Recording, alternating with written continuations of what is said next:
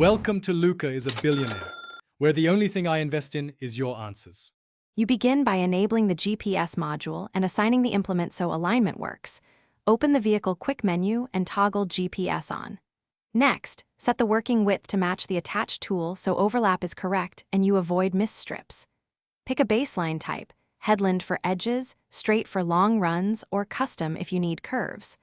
Once done, position your vehicle near the field edge and create the first line. This establishes starting geometry for automated guidance.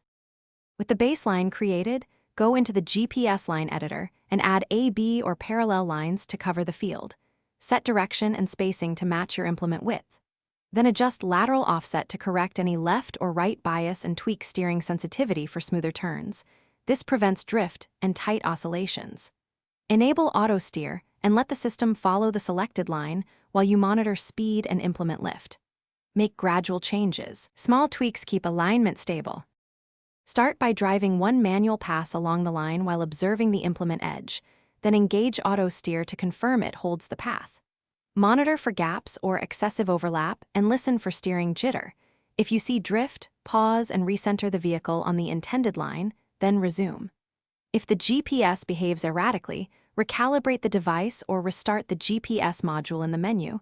This usually clears offsets. Finally, save your configuration so you can reuse the exact setup next time. Thanks for watching and please subscribe. It's the best investment you'll ever make.